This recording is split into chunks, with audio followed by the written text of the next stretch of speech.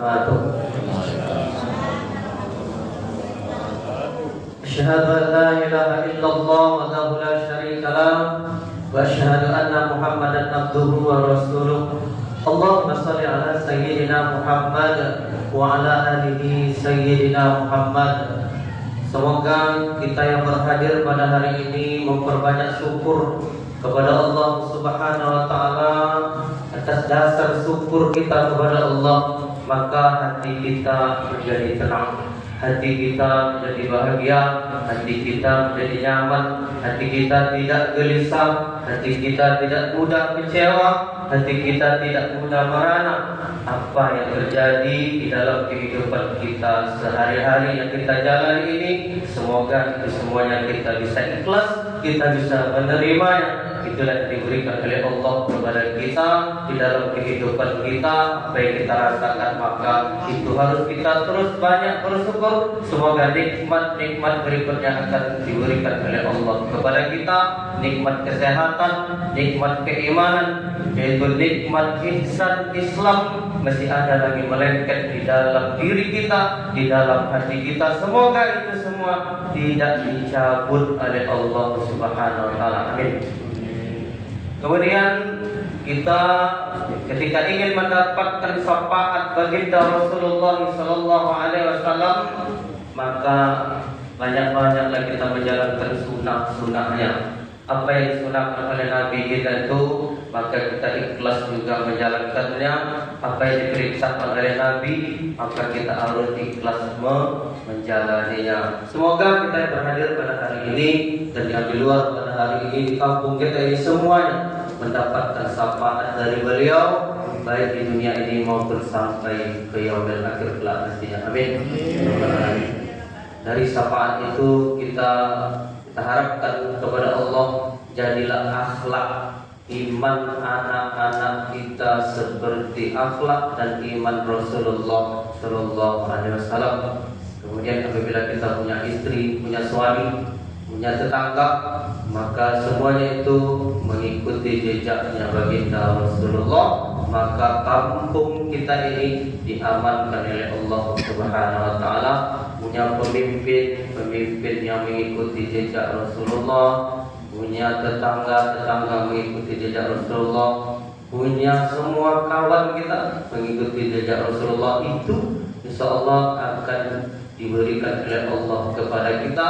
Memang betul kita menjalankan sunnah-sunnahnya. Semoga kita tetap istiqomah. Amin. Capek ya Bu? Masih semangat lagi? Baca aja nih Bu. Tak ada kan? Dengan dasar keimanan itu, iman itu seperti mutiara, seperti berlian yang mahal harganya, sampai 50 juta itu harganya. Kemarin saya pernah sampaikan di masjid sana, itu ketika iman itu seperti mutiara ditaruhkan sebelah kanan, kemudian ada seikat rumput ditaruhkan sebelah kiri, dihadapkan mutiara dan rumput itu dihadapan kambing. Yang mana diambil kambing kok? Rumput.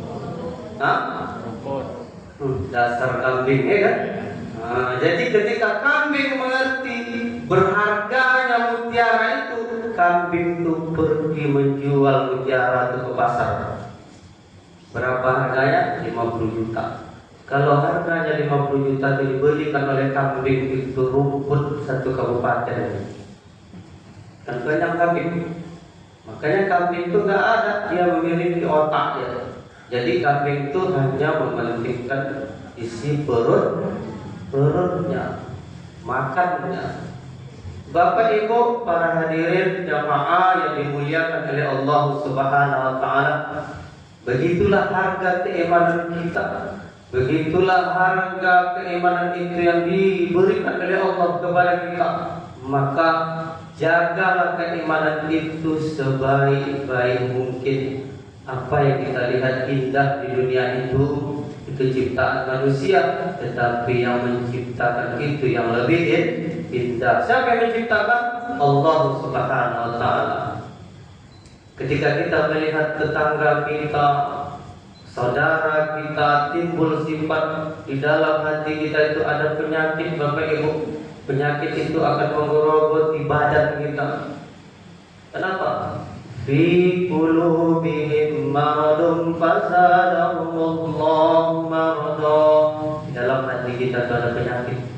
Maka penyakit itu ketika iman kita ada di dalamnya, penyakit itu akan dikubur oleh iman itu. Maka tak ada rasa sakit hati kita lagi ketika melihat perkembangan dunia ini, ketika kita tidak bisa meraih dunia ini sebesar-besarnya. Apa yang diberikan oleh suami kepada kita, terima, ucapkan alhamdulillah.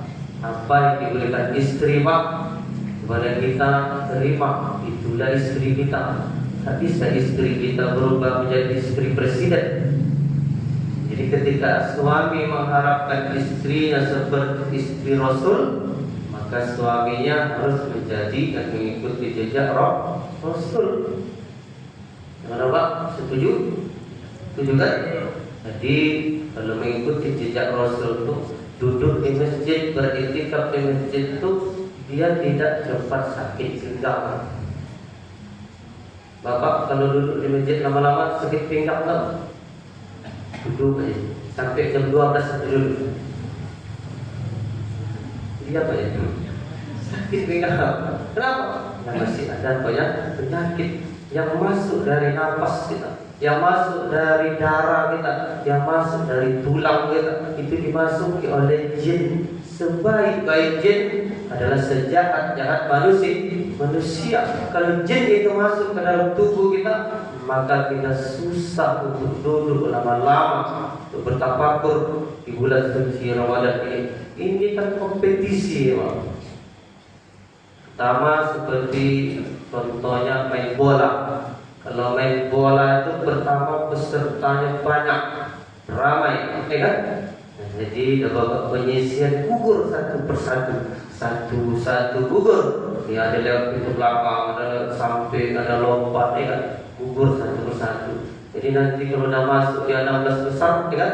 Kita tengok jemaah itu semakin ke depan dia.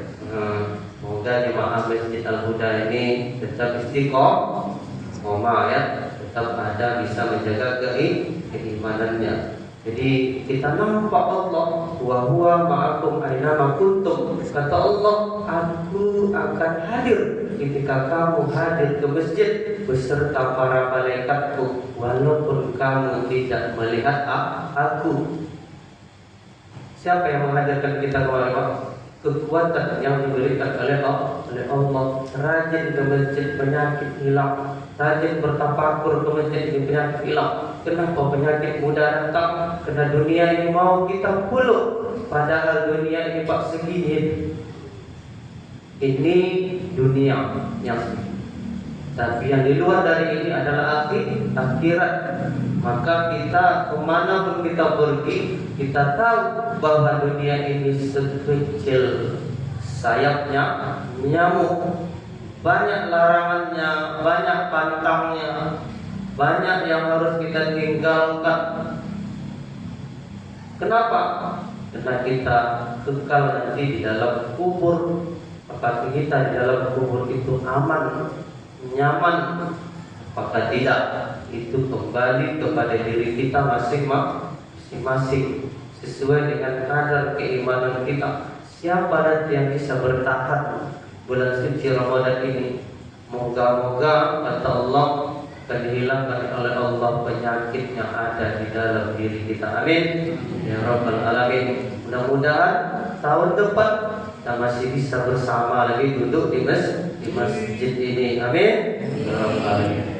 Bapak Ibu, para orang tua saya yang dimuliakan oleh Allah Subhanahu wa taala, maka ketika kita mendengar keimanan itu, contohnya ketika kita mau berbuka, ya Bu, sibuk kalau puasa ini mengharapkan apa? Coba dijawab. Mengharapkan apa Bu? Ibu melakukan puasa. Sekarang puasa kita udah berapa hari? 7. Berapa hari? 7. Oh ya, 7. Dalam 7 hari ini, besok selama 8 hari, mengharapkan apa Ibu? Pahala, ya kan? Surga, ya Pak? Ridho. Tapi kalau saya beda, mengharapkan tempat azan maghrib. itulah kan. Dan maghrib itu tunggu-tunggu kan. Banyak makanan, lengkong, kolak, es doger, ya kan? Segala macam es kita taruh di depan kita. Jangan dipegang. Kalau ada yang pegang kita mengamuk, ya kan? Jangan pegang-pegang ya nak. Ini bagian ayah, bagian bapak, ini bagian mama nih. Jangan pegang-pegang. Betul pula, ya kan? Aku budak tuh. Tarik ya. Banyak di situ. Ketika itu sudah bunyi masjid, ya, sudah ada Allahumma laka suktu, kata Pak Bilal kan. Yang bisa kita minum, apakah kita bisa habiskan itu apa enggak?